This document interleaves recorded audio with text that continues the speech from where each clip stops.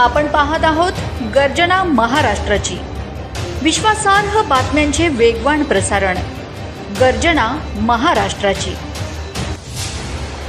गुरुद्वार हिंसाचार आणि अडवणूक प्रकरणी अटकेत असलेला संशयित रणवीरसिंग खालसा हा आणखी नव्या गुन्ह्यात अडकला आहे। शहर पोलिसांनी त्याच्या गुरुद्वारातील निवासस्थानी छापा टाकून तपासणी केली असता त्याच्या घरात एक देशी रिकामी मॅगझीन, 43 जिवंत काडतूस आढळले। त्यामुळे त्याच्या विरोधात आणखी एक गुन्हा शहर पोलीस ठाण्यात दाखल झाला। दरम्यान, रणवीरसिंग खालसा हा सध्या अटकेत असून कारागृहात आहे। मुंबई-आग्रा महामार्गावर शहरानजीक असलेल्या गुरुद्वारात हिंसाचाराची घटना नुकतीच घडली होती। या घटनेप्रकरणी संशयित रणवीरसिंग खालसा याच्या विरोधात शहर पोलीस ठाण्यात गुन्हा दाखल असून यापूर्वी देखील त्याच्या विरोधात गुन्हा दाखल आहे। दाखल 2 गुन्ह्यांमध्ये रणवीरसिंग हा आरोपी असून तो सध्या गजाआड आहे। दरम्यान, शहर पोलिसांच्या पथकाने गुरुद्वार आवारातील रणवीरसिंग याच्या निवासस्थानी 7 जानेवारी रोजी सायंकाळी छापा टाकला। त्याच्या घराची झडती घेतली असता त्याच्या घरात 8 एमएमचे 8 जिवंत काडतूस, 45 एमएमचे 35 जिवंत काडतूस, एक स्टील व काडतूसची रिकामी मॅगझीन मिळून आली।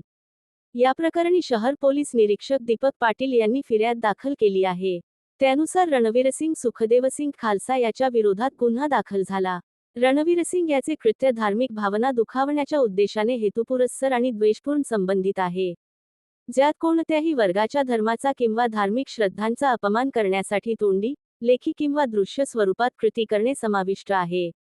हे कलम रणवीरसिंग खालसा याच्या विरोधात वाढल्यामुळे या गुन्ह्यात देखील आरोपी रणवीरसिंग सुखदेवसिंग खालसा याला अटक करण्यात आलेली आहे। त्याचप्रमाणे वरील गुन्ह्यांच्या अनुषंगाने तडीपारीचा प्रस्ताव उपविभागीय अधिकारी यांच्याकडे तसेच बीएनएसएसचा कलम 129 नुसार तडीपारीचा प्रस्ताव पोलीस अधीक्षक यांच्याकडे पाठविला जाणार आहे। जिल्ह्याच्या गुरुद्वाराच्या हिंसाचारासंबंधी आपण 2 गुन्हे दाखल करण्यात आले होते।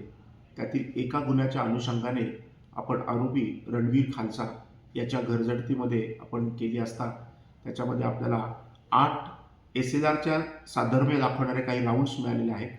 त्याचप्रमाणे आपल्याला 35 हे 9 एमएमचे राऊंड्स आपल्याला इथे मिळालेले आहेत आणि 2 देशी बनावटीच्या मॅगझिन्स आपल्याला मिळालेल्या आहेत।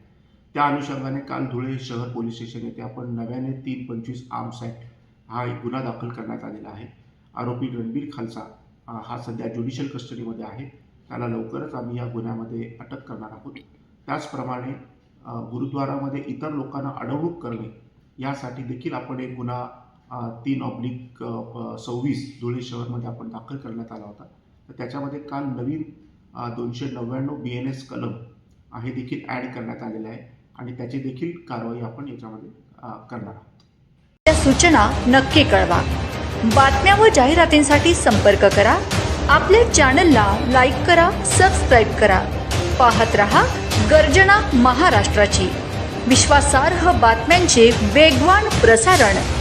गर्जना महाराष्ट्राची।